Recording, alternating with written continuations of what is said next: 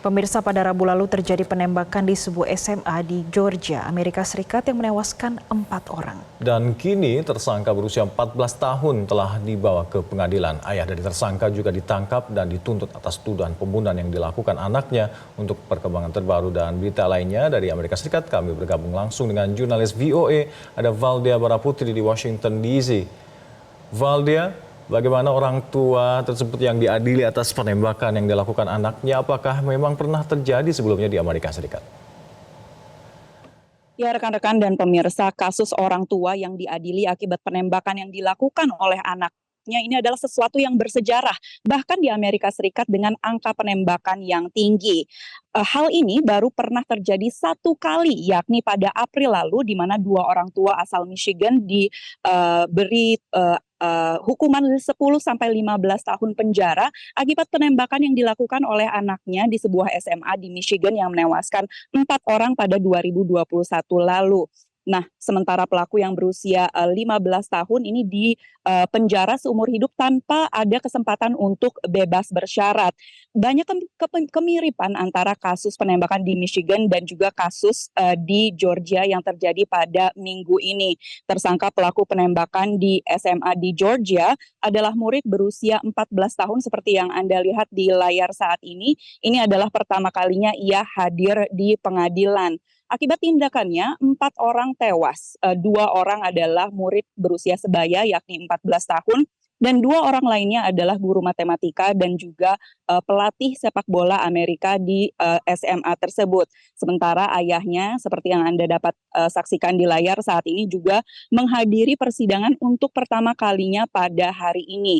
Ia bernama Colin Gray, berusia 54 tahun. Ia dituduh memiliki koneksi dengan penembakan karena membolehkan anaknya untuk memiliki senjata. Ia menghadapi dakwaan termasuk pembunuhan tidak disengaja dan pembunuhan tingkat 2.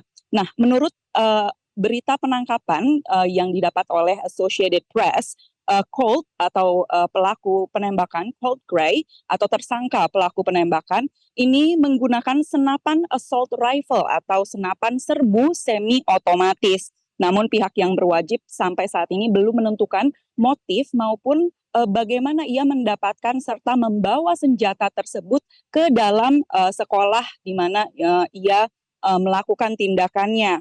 Kejadian penembakan ini tentunya menambah rentetan panjang penembakan di sekolah-sekolah di Amerika Serikat serta mengangkat isu kekerasan dengan senjata ke tengah-tengah perhatian publik menjelang pemilu Presiden Amerika Serikat pada November nanti. Isu ini adalah salah satu isu non-ekonomi yang dianggap penting bagi warga atau pemilih Amerika Serikat.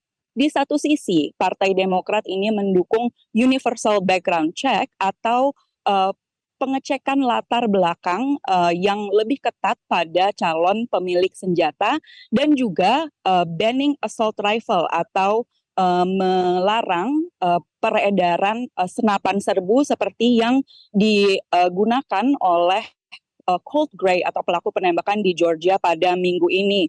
Di bawah Biden juga pada 2022 terbit aturan yang diantaranya ini mendukung memperluas cek latar belakang kriminal dari calon pemilik senjata. Sementara di sisi lainnya, Partai Republik ini menjunjung tinggi hak kepemilikan senjata dan juga memiliki hubungan erat dengan NRA atau National Rifle Association, sebuah asosiasi senjata nasional di Amerika Serikat.